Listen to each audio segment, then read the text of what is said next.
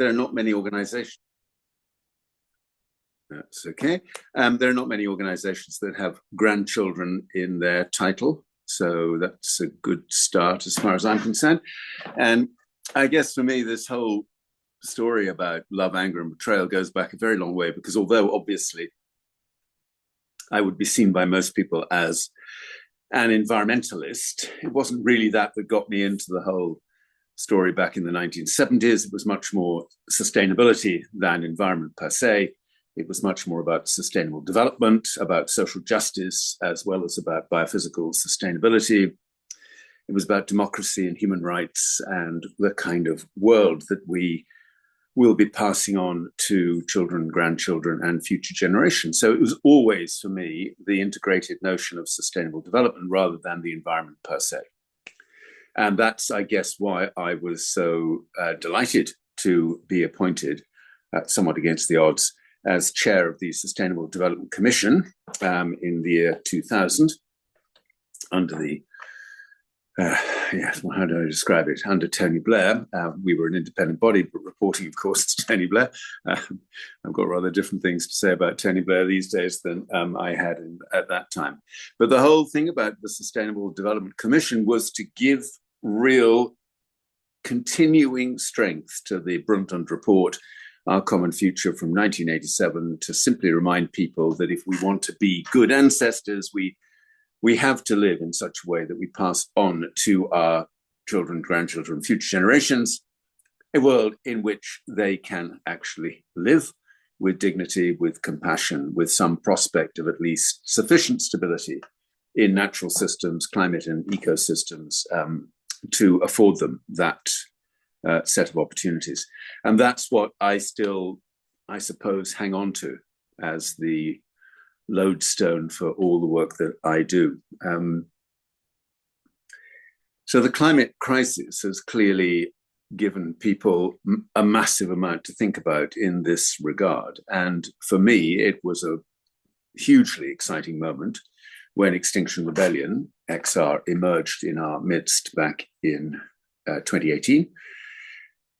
I think we all probably recognized by that stage that the climate movement had run out of energy almost completely, didn't know what to do. There wasn't any real forward movement at all. The lobbying that was done was so formulaic. The science was being trotted out, even though we all knew that none of the politicians were really listening to the science. It was a very low moment, I think, for a lot of people who'd been involved in climate campaigning.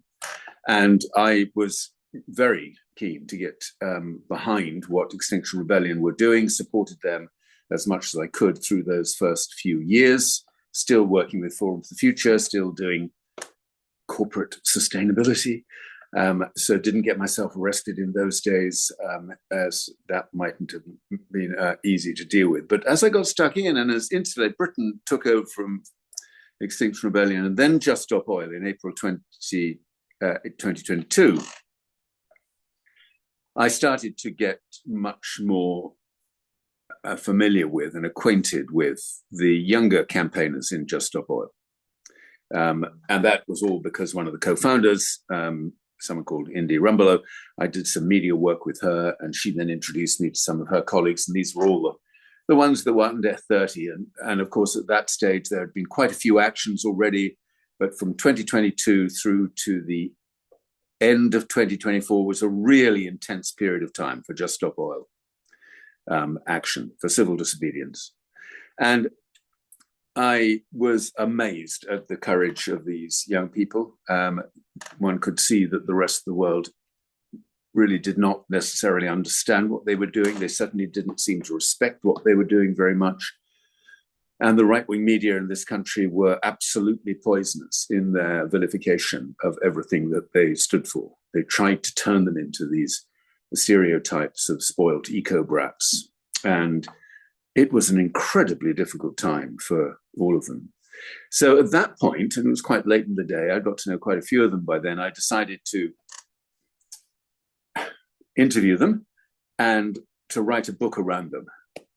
And I felt there was a book to be written about the climate crisis anyway, because It was already 4 years since I'd written Hope in Hell, which was my last book about the climate crisis, the subtitle of which is 10 Years to Save the Planet or something like that. 5 years had already passed.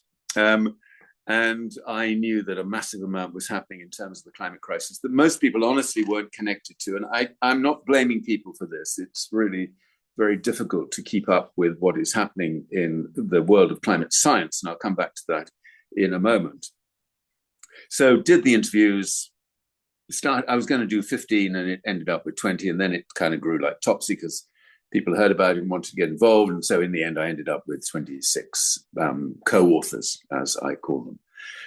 And it was an amazing process. Edited their interviews, included a lot from them in their own words. The profiles that are in the book are all in their own words. And a lot of them wrote special little pieces to go in the book as well. So the book is 80,000 words long, and half of it is my words and half of it is their words.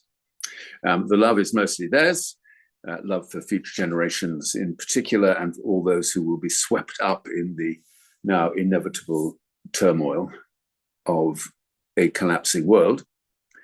The anger is mostly mine. I promise you I'll be on really good behavior this evening.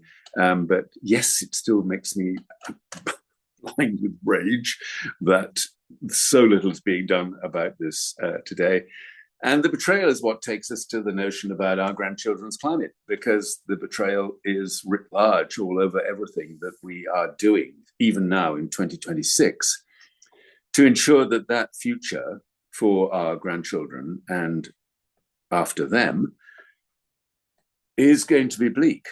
And this is where it gets a tiny bit difficult, as I said, because there are some who are honestly very reluctant to share the reality, the science-based reality of what it means to have already taken concentrations of greenhouse gases in the atmosphere to the level that we have. So purely empirical. Okay, this has nothing to do with sort of projections into the future. It's everything to do with what we know through the physics and chemistry of the warming that we have already added to the system, this huge homeostatic system on which all life depends.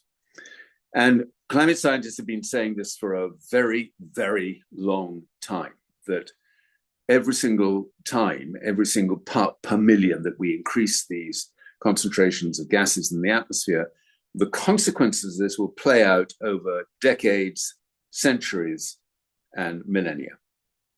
And if you look at all those graphs, and I'm pretty sure that an attentive group such as this will have seen all those just astonishing hockey stick style graphs, we know really what the implications of that will be. And one can argue a bit about when the impacts will come, but it's clear that the impacts are going to be astonishing and by far the worst rupture in the expectations of humankind that we can look forward to a reasonably stable time on this planet.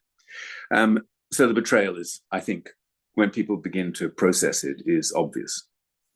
And I was so taken when talking to these young people that they felt an obligation to take the actions that they took, knowing perfectly well that this was going to be controversial and that many people would disagree with the tactics they adopted. But they felt an obligation to do this primarily because they felt they had no other way of bringing to people's attention what this future was going to end up as. It wasn't that they had rejected completely conventional climate campaigning. Most of them had done most of the aspects of different climate campaigning that you can imagine. Lots of writing to MPs, lots of petitions, lots of marches. About 6 of them attended the Conference of the Parties in Glasgow in 4 years ago. They'd been through all those hoops. They could see for themselves that we had politicians who were so closely connected to and in bed with the fossil fuel industries, and indeed with a particular pattern of extractive and hugely destructive capitalism, that there was no way any of those interventions were going to shift the needle at all. And by shifting the needle, what they talk about and what I talk about increasingly these days is narrowing the gap between what the science tells us is going to happen and what we need to do proportionately given that science. That's the gap. It's the politics-science gap. It has always been the politics-science gap, but now that gap is very large indeed. So I got to know them well and visited a lot of them in prison when they were in prison, came to understand the nature of the challenge they faced personally and professionally. I still see quite a few of them now. I'm doing all these books to promote the meetings to promote the book tour. And as often as possible, I get them to come along and join me on a platform and talk about these things and their perceptions. It is a difficult time. I can't make any bones about that. A lot of them are burned out, frankly. A lot of them are, I suppose, just so bruised by the whole thing, they don't know quite what else to do. There is a new direct action organization that has been launched a couple of weeks ago. It's not a climate organization. It is a civil disobedience-based organization called Take Back Power, and they will be focusing on inequity, on the distribution of wealth, and the role that this horrendous imbalance between the super rich and the rest of society plays, and on democracy and why our democracy fails us so badly, and certainly fails all future generations so badly. So there is a new civil disobedience-based expression of young anger about what is happening in the world, and 6 or 7 of them are involved in that. But most of the rest of them are not still involved in climate campaigning. And just so that you all understand this, there is no direct action-based climate initiative now out there. Although everybody feels miserable about this when people talk about Just Stop Oil being policed into extinction, that is reality. That is what's happened. And I'm sure something else will come, because eventually all these things go round. There will be some series of utter disasters. There'll be something that suddenly reminds people that year by year, we're just letting this whole thing slip out of our control. We haven't got much time for control left anyway, but something will come back. But in the meantime, there's nothing. There's just completely conventional climate campaigning work being done at every level, internationally, all the way through to community-based initiatives, which pretty much everybody acknowledges has a marginal impact on the forward momentum of our growth-based extractive economies. So it's a weird world to live in, a very weird world. And I just want to end, if I may, by kind of summarizing what that looks like for them. So if you go back to the start of Just Stop Oil in April 2022, and you think about this period of time that has elapsed between, nearly 4 years now. Just Stop Oil packed up in April 2025, and now it's 4 years since Just Stop Oil started its work.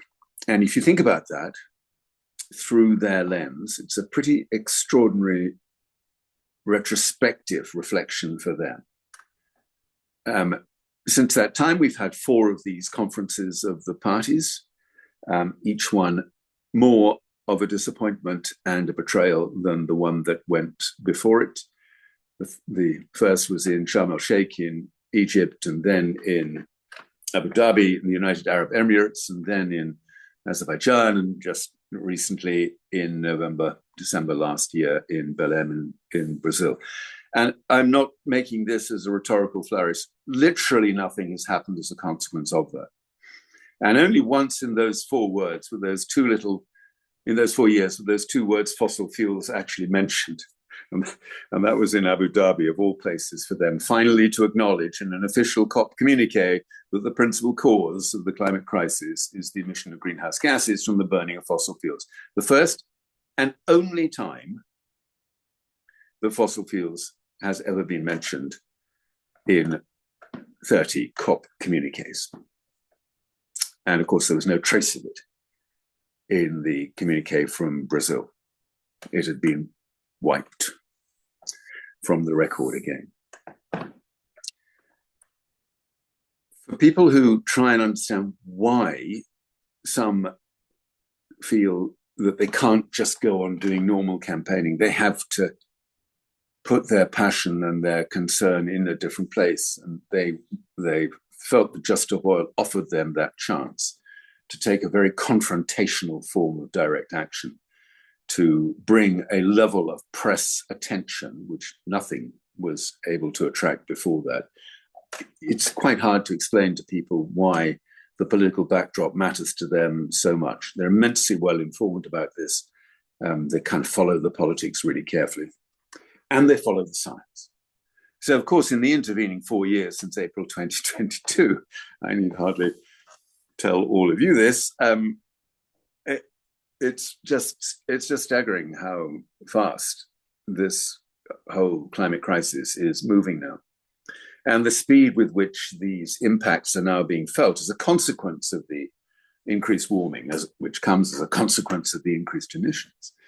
The speed is staggering, and most climate scientists are honestly just completely baffled how to explain to politicians that this is not in any known understanding of what we felt the climate would be doing at this point in the cycle. Most scientists 10, 20 years ago felt that it would be a slower rising curve of increased frequency and intensity in climate-related impacts, but we're suddenly getting these really dramatic discontinuities in different systems.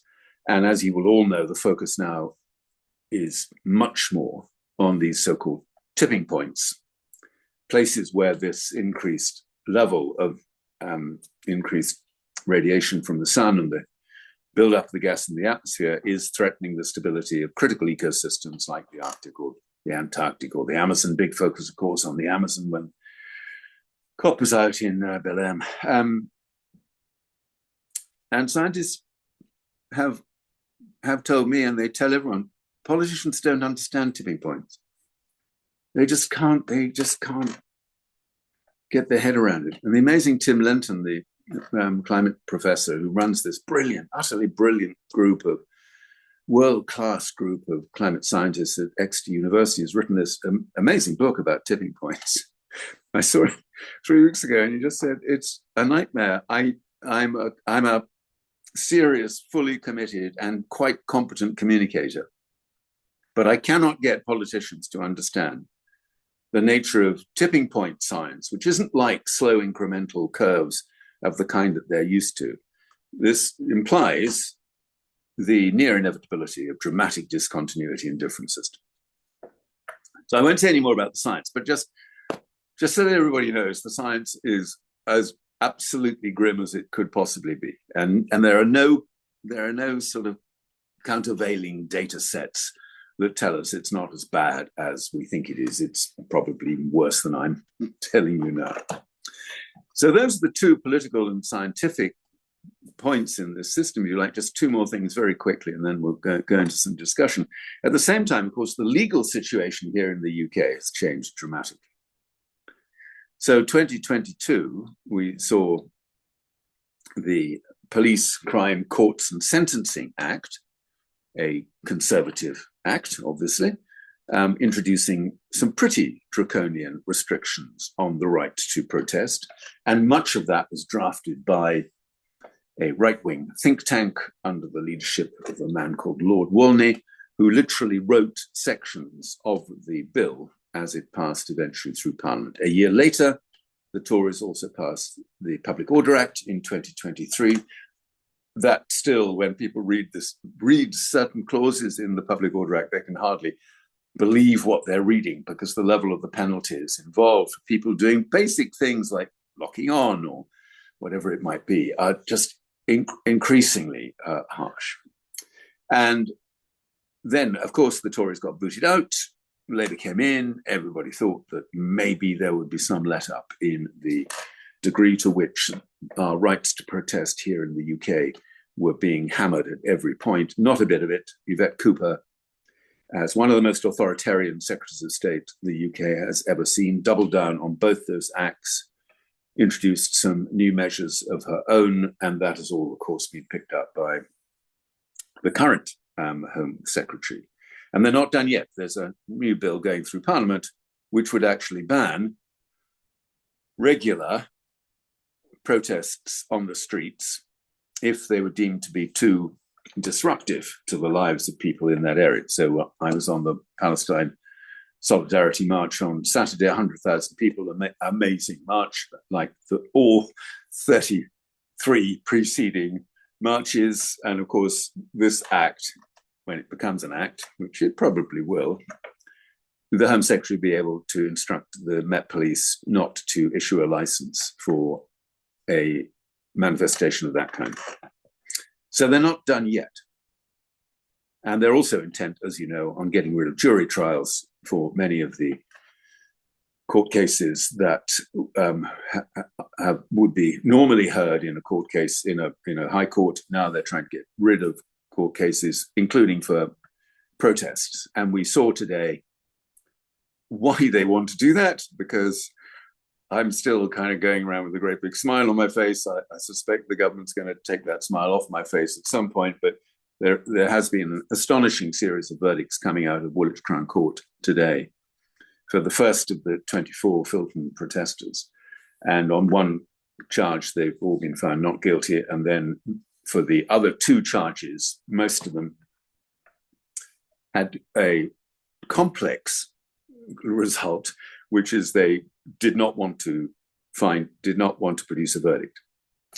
And essentially that means that they were stuck between what the judge had told them to do and what their own beliefs were. Now, sadly, the government might still appeal, and they might find themselves forced to undergo a retrial, which is what another 6 extraordinarily brave medics are facing in Snaresbrook court today. Their trial started, the 6 people who chipped away at the windows of JP Morgan, this disgusting investment bank, which has piled in about $450 billion into new oil and gas assets. So they're back in the courtroom today. So that's the legal situation, which, of course, for people thinking about taking direct action, it's a tough one.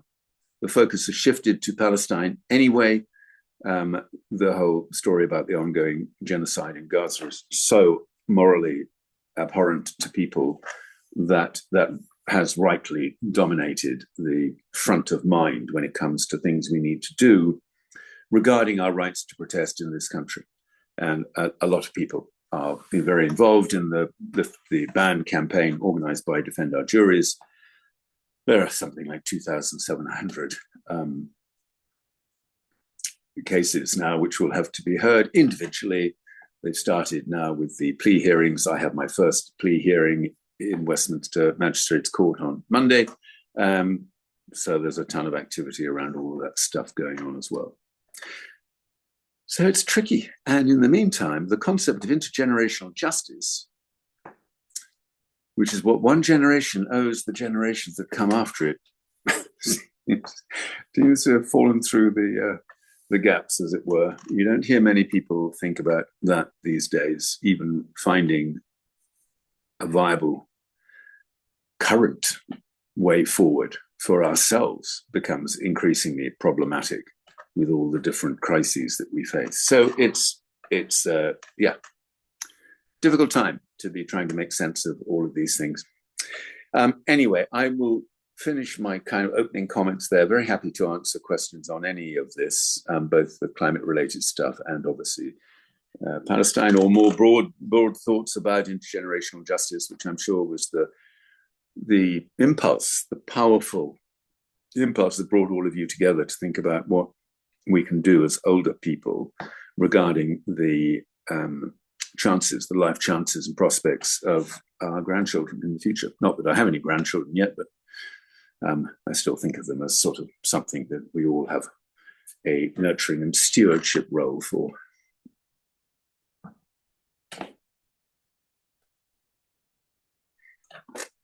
Thank you very much, Jonathan. There may be questions or comments. Well, Penny has got her hand up there. So do you want to kick off, Penny? Yes, I'd very much like to actually, because I've just finished reading Peter Bett's book called The Climate Diplomat.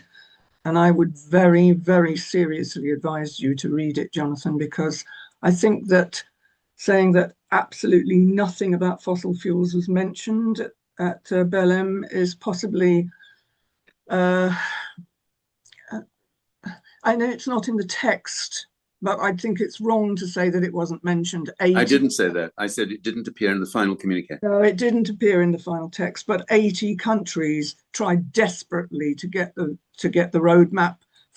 And what I'd like to say to people is one of the things that you can do is write letters to the Secretary of State for Energy and etc.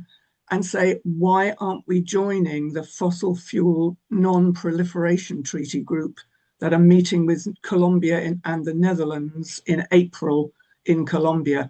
Because this is now what Peter Betts was saying is the idea of one of the subsets, like the Cartagena dialogue, which was very effective during the COPs, between the COPs. And it would be a really wonderful thing if we and other countries were to join that, because then it would completely avoid all the blockers like Saudi Arabia, etc. So I'd like to say to everybody that I will definitely be writing letters to the government, to ministers, to MPs, etc., about joining the Fossil Fuel Non-Proliferation Treaty, and so that the countries involved can actually avoid facing all the Saudi Arabians and other fossil fuel proliferation people. But I would also recommend everybody to read Peter Bett's book, because the people who worked on the COPs did a tremendous amount of good. And Paris was absolutely vitally necessary. And the work is continuing. And I don't feel that we should trash what has been achieved. I don't want to be difficult, but if I may push back just for a moment, you can't measure the relative success or failure of things just in terms of the work that is done and the good intentions that have been brought to bear on that work. You can only measure success in terms of outcomes.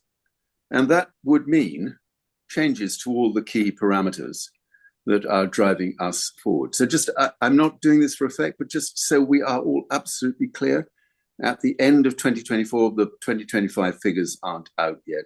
Concentrations of greenhouse gases up in the atmosphere, emissions up in the atmosphere from all three sources of hydrocarbons, new investments in fossil fuels up, government subsidies into fossil fuels up, and every single principal indicator which would tell us that we have peaked in terms of this hydrocarbon-driven suicide, they're still heading in the wrong direction. So for me, I have to be harsher on myself, because if we don't measure it in terms of outcomes, then we'll still be tempted to suppose that the current way of dealing with the climate crisis is sufficient. Thank you. Is that in response, Penny, is it in response to what Jonathan's been saying? It is. Okay. It is, yes. I'd just like to say that if you read the book by Peter Bett, I've read the book.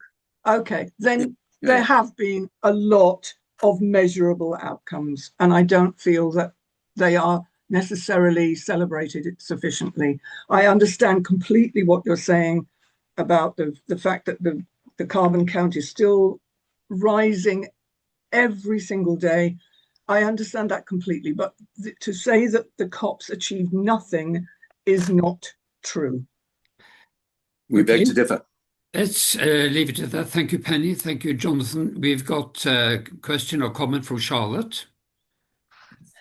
Thank you, Jonathan. I'm very pleased that you're been working on this on all our behalves. I was just thinking about that gap between politics and science, which has always confused me here, because I don't think there are very, very few scientists in our in our government. I mean, most people who become ministers come through PPE, which doesn't seem to me to, I don't know what it does about science, but it doesn't seem to rate science. I was just reading a quick review of Pickett, what's her name? Kate Pickett's Kate Pickett, yeah. book, who was just talking about how the government absolutely does not go for evidence-based things. Yeah. You know, and I don't know how we challenge that really. Yeah, that's just my comment. No, I think that I think you're right, and certainly the percentage of parliamentarians, which is one measure of scientific literacy, if you like, but the percentage is extraordinarily is very low. But I mean, most politicians still have to deal with many areas that they're never going to be expert in themselves, and some areas they feel more comfortable about than others. So the gap is bridgeable, but then you need those brilliant scientists that I've already talked about who have been trying. But look, we need to dig a bit deeper this. The science gets rejected, as you just said, because the science doesn't suit the dominant system that we have today. It's got to be growth-based, as you know. Growth. Everything is still about exponential economic growth. The best source of this growth up until now in energy terms has been hydrocarbons, been fossil fuels.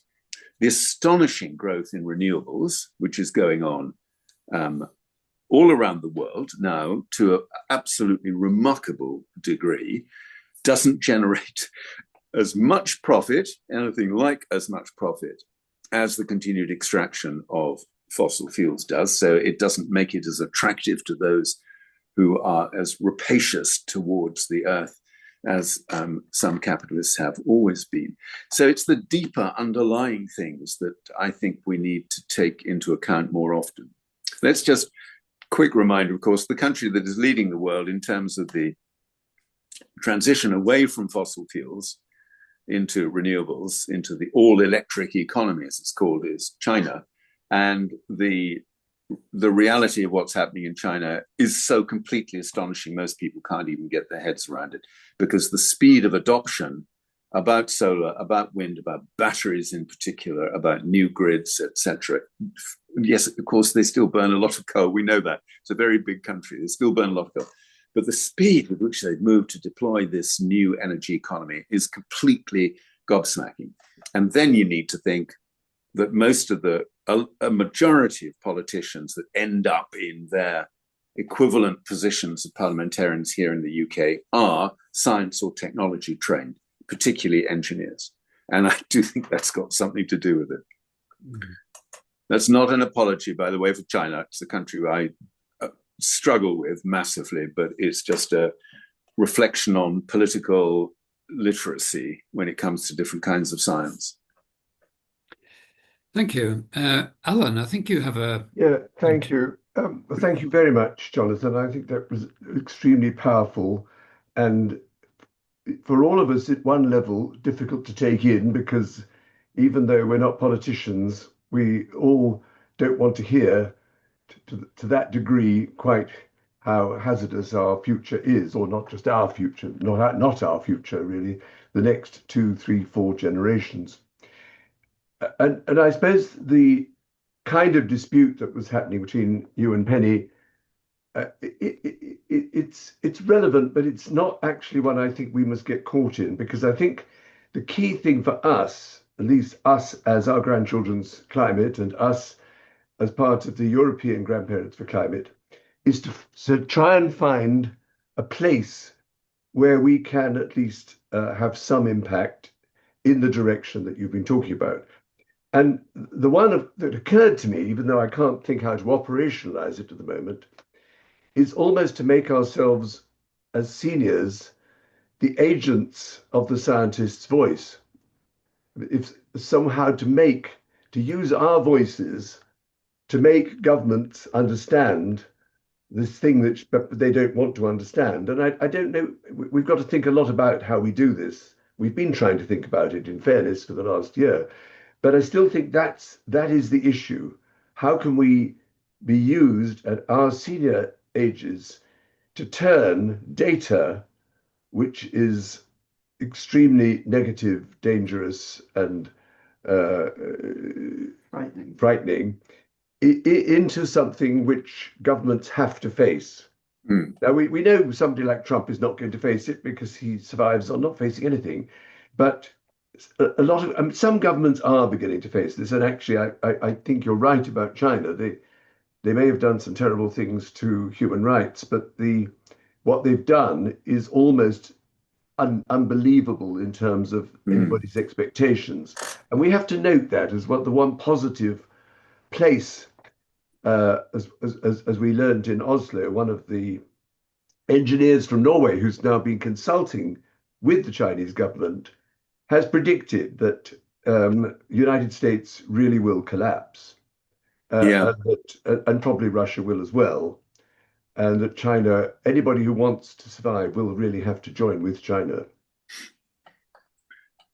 Well, I very much like that role.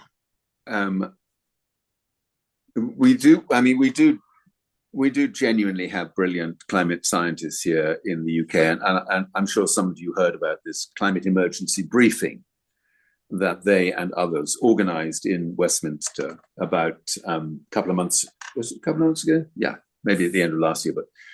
And some of Kevin Anderson and others, Tim Lenton, spoke at that meeting. But I guess the sobering thing is that scientists have a certain way of talking about this, and it can be quite off-putting as far as a lot of politicians are concerned. I've watched politicians being briefed by scientists, and it's not always a kind of happy landing as in that regard. So the idea that there might be other intermediaries, other ways in which the consensus that exists now about the inevitability of some breakdown. I mean, there isn't a single climate scientist, as you know, that now thinks we can avoid all breakdown. There will be some breakdown. The real story is how we stop it becoming a runaway kind of crisis, which is genuinely very scary. But how to do that in such a way that it gives them points of leverage so they can actually do things. Look, the great thing is you don't only need to summon up the kind of inputs from the scientists. Of course, we're now seeing more and more professionals coming forward. And one of the reports that I use in the book is this planetary insolvency report produced by the Institute and Faculty of Actuaries at the middle of last year, in which they simply said that you have to disentangle the science from the economic impacts. And it's only when you begin to work out the true extent of the economic impacts that the political mind should focus now, because the economic costs that are already beginning to mount up on a regular basis every year will just get worse and worse and worse.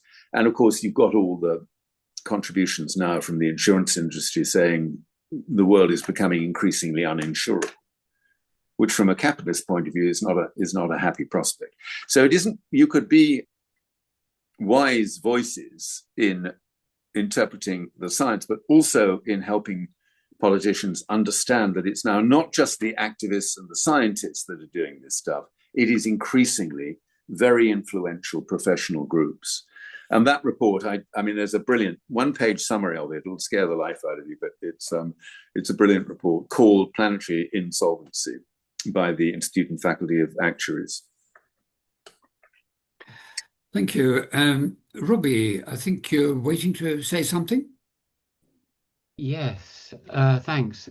Well, I see it's a book about science and politics and where they interact. And I'd just like to know your take on, might sound like a niche issue, the sex and gender ideology issue. So I've been expelled from the Green Party along with a lot of other very fervent, diehard, ecologically minded Green Party people because of my position about the science of human biology, that you can't change sex. And I see this in Extinction Rebellion and Just Stop Oil and lots of, it's an intergenerational thing. So I'm quite glad I'm here talking to a sort of senior generation audience. But I just wonder, what is your take on the way that while groups like Extinction Rebellion are saying tell the truth, and Green Party is saying we must listen to climate science. They are both adamant that people can change sex, and to the point of kicking out, expelling people who don't agree with them, like Zach Palensky, for example. You know, women can have a penis. Anybody who doesn't agree with that is a transphobic bigot and should be not welcome in the Green Party. What do you think of that? Okay, crikey. Well, that's a big area to get into. I've been involved in this probably not for as long as you, and I've not been expelled for what I've said, but I've probably got quite close to that and have signed various gender critical statements within the Green Party and have made my views well known. I'm not actively involved in that debate on a daily basis, but I very much share your concerns about this. The legal situation here in the UK is still needing to be clarified after the Supreme Court's judgment, and the EHCR is still, of course, refining whatever its guidance will be to various public bodies. But in the meantime, all the controversies associated with this inability to tell the difference between gender and sex are being played out at the local level in schools. There's a whole story now emerging again in Scotland about what happens in their prisons, and it's going to be very, very messy. Just a word on Zach. Zach has been very pro-trans rights throughout his time in the Green Party. He never criticized that faction of what I have referred to as trans extremists when a large number of people were first suspended, often without a particular cause, and then some expelled, as is the case with you. Zach was never critical of them, and now that he's party leader, he's got a massive challenge, if I can put it like that, because you can be partisan as a leader in a party, but you can't be that divisively partisan as the leader. And if he continues to take the stance that he's taken up until now, which is this whole story about transphobics, as in all gender critical people being transphobics and having no part to play in the Green Party, then that's a disaster for the Green Party. Thank you. Any other questions or comments? I've got a question, so thank you very much, Jonathan. I was thinking about some of the exchange of emails we had, which I think Sue McNabb, you remember initiating around the 89% project. Ah, yes. And thinking particularly if politicians were aware of the level of concern that people do have about climate change. Now, one thing is to have a concern about the climate change, another is to be prepared to make a personal sacrifice. But if truly there are 89% or even 49% who are so concerned about climate change, would politicians be more willing to take that on board?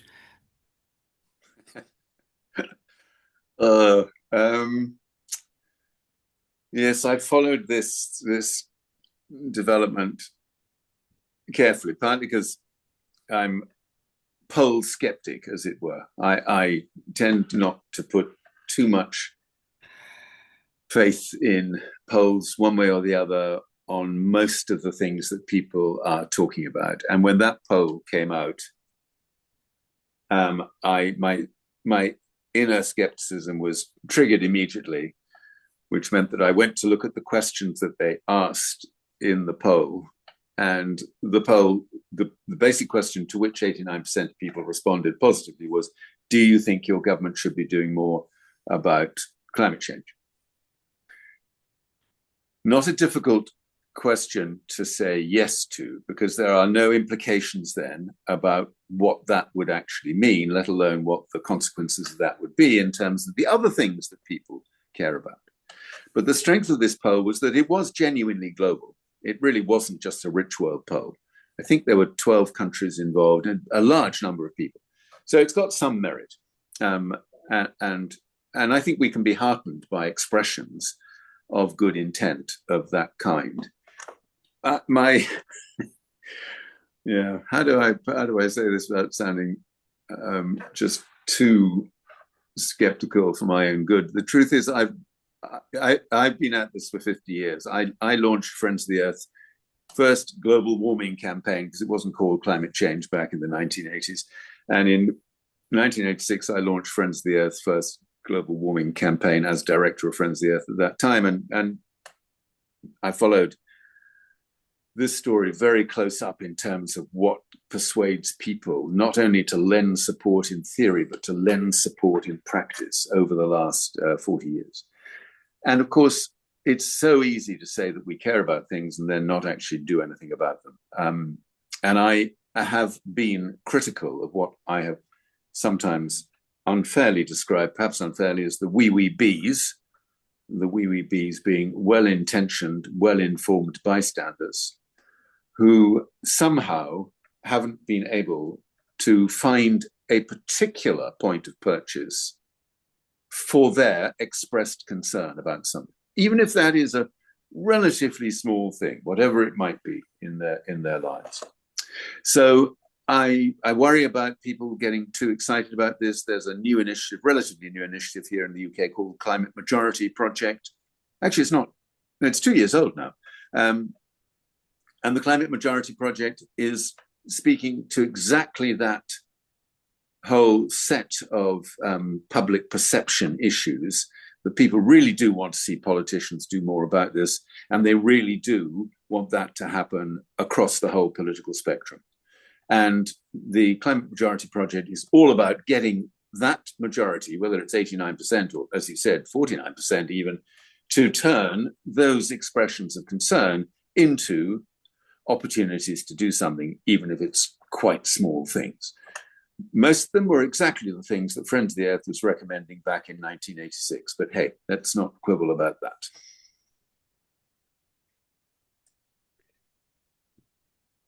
I was thinking about the government. I wish I could recall exactly where I read it, but I think there was a government report about 2 years ago or so, which asked some of the similar questions to the 89% project. But it also included a question: would you be prepared to make, was it a 1% cut in your income or something very specific? Now, it wasn't an 89% response that said yes, but I think it wasn't far short of 50%. It was a very significant number of people who indicated that they would be prepared to see some small diminution in their material standard of living. In fact, I think there was a specific intergenerational aspect in that poll, which is what may have brought it to your attention, because I think they specifically referred to the need to do some of these things in order to protect interests of future generations. I can't remember the exact detail, but again, it was significant. But we are in a funny old world now. I mean, we've got a situation here where the consensus, cross-party consensus that brought the world first Climate Change Act into existence in 2008. 2008? Yes, 2008. That cross-party consensus is now gone. And unbelievably, we've got the right of party politics here in the UK, both Reform and now the Conservative Party under Kemi Badenoch, declining to support what that act stands for, refusing to acknowledge the importance of a net zero target of that kind, and indicating that were they ever to be returned to power, that they themselves would not be pursuing any of the actions that are being taken by this Labour government. And net zero would disappear from our vocabulary. Now, that in itself might not be a bad thing, because there's a lot of confusion about net zero. But even so, we don't have a cross-party consensus about climate change in this country any longer. And neither does any European country any longer, because far-right parties have driven some really terrible wedges into that sense of cross-party support for a combined climate action.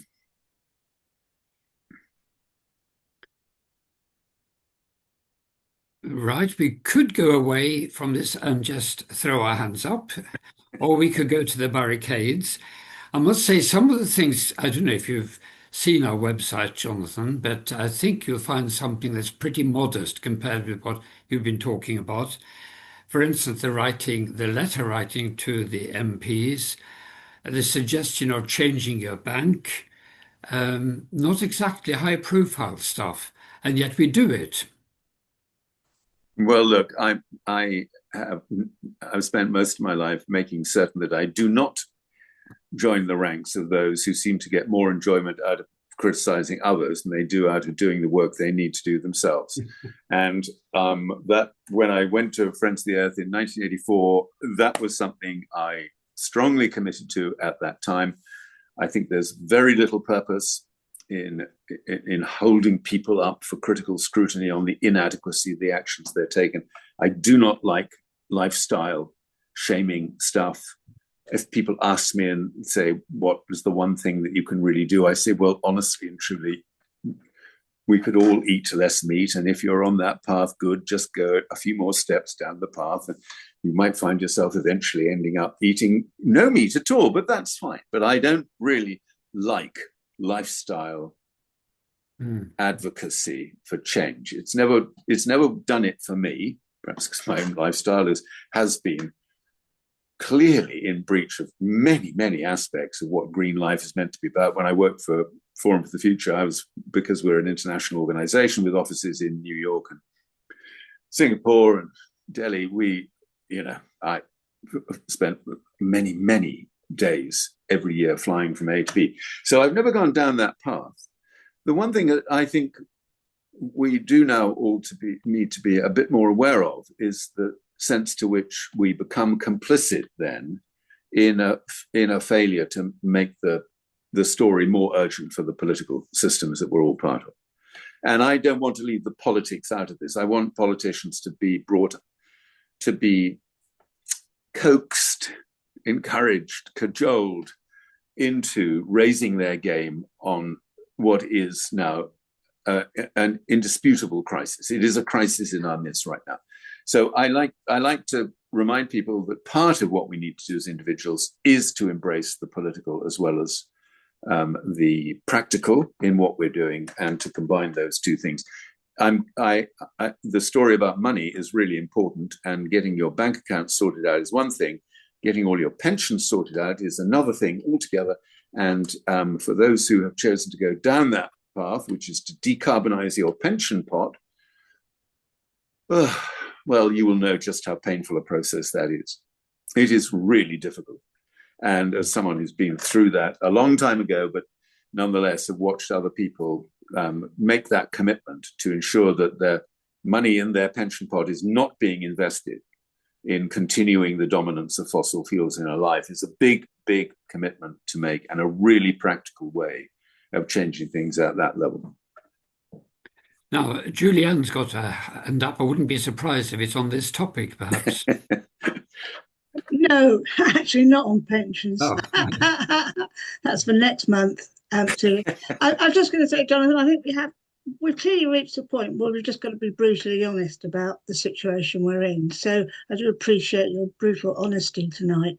It's really good to hear it. But for someone who's been at the front, if you like, for so many decades, do you still have some hope? And if you do have some hope, what hope have you got? Could you share it with us?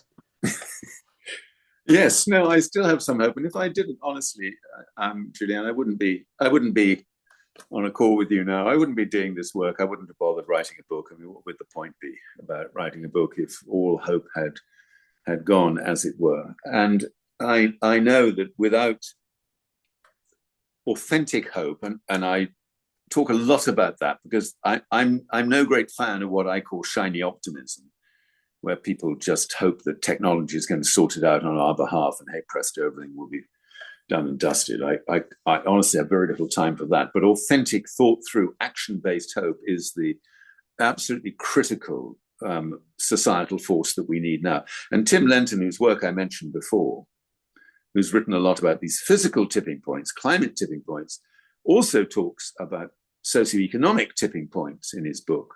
And he says that's where hope really comes to bear, because you can then put pressure on systems so that these social systems, economic systems, can tip from a not such good state into a good state. So what gives me hope in particular are three things. One, I have become over the years a huge admirer of what young people can do and the special role that they play.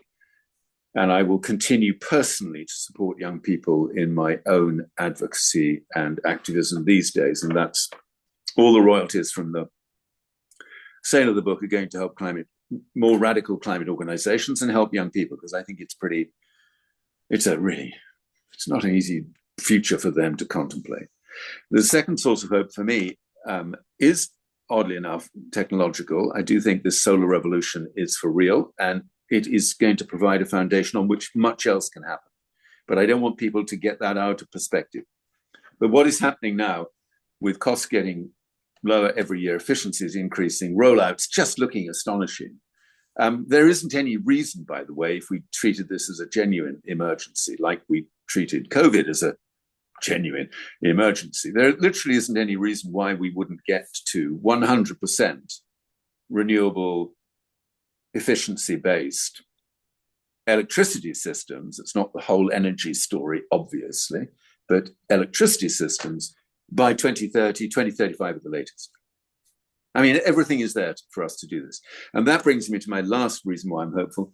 I know that people are now much more mindful to think about what needs to happen locally, because a lot of this stuff is never going to get sorted out nationally. It's becoming almost impossible for politicians to make the interventions they need to make. So every single time I hear about a new community energy scheme, a new way in which communities are coming together, for instance, to provide improved facilities for young people, to get more involved in retrofitting of poor quality housing, to get involved in local community-supported agriculture schemes, but particularly community energy for me, because that's the one I think is the most powerful rebuttal of what reform says about renewables at the local level. I think that we will see a growing emphasis on locally based, more resilient systems, more participative, and bringing people into a sense of creating a better world at that level. Now, it doesn't proof us against everything that's going wrong in the global climate, for sure, but it provides for a whole set of support mechanisms and resources for the future, which I endlessly use to give myself encouragement about what we need to do. Thank you very much, Jonathan and Bev. Now, pretty well come to the end of our time, and really very appreciative of the challenge. Gosh, it's very challenging stuff you've been giving us here, and thanks for the question. We did have one final question from Lenny, which you put in the chat box. How does Jonathan bring the next generation into discussion, in particular children's schools, etc.? I don't know if you can just say in a couple of minutes how you... Yeah. I still do school talks. Sounds crazy, but the first 10 years of my life was a bit odd, because I was partly in the Green Party. I joined the Green Party in 1974, and I started teaching in 1973, and I spent 10 years as a teacher of English in a slightly daunting comprehensive school in the west of London. So my first 10 years of active life were split between teaching and the Green Party. And I still, for me, I still see myself as a teacher. I love being with kids and working with kids. And there are a couple of charities that I support that do the educational work, not necessarily in school, but in situ on farms, for instance, and on nature reserves and stuff like that. So I like to keep my hand in with young people as a source of rejuvenating energy, which is what I got out of my 26 co-authors, of course, which was a lot of new energy, which was otherwise just gradually dwindling away. Someone did accuse me once of, are you sure you're not turning into Dracula, Jonathan, which you're just sucking the young blood to keep your boring, stagey old life going? But honestly, working with those, but I don't want to patronize them because they're all amazing young people in their own right. But boy, it made life a lot more stimulating and meaningful for me in the 18 months I've got to know them. Right. Well, I think we've come to the end of our time and perhaps to the end of your patience. That's fine. Jonathan, thank you so much for agreeing, coming and talk to us. We've got a lot of ideas.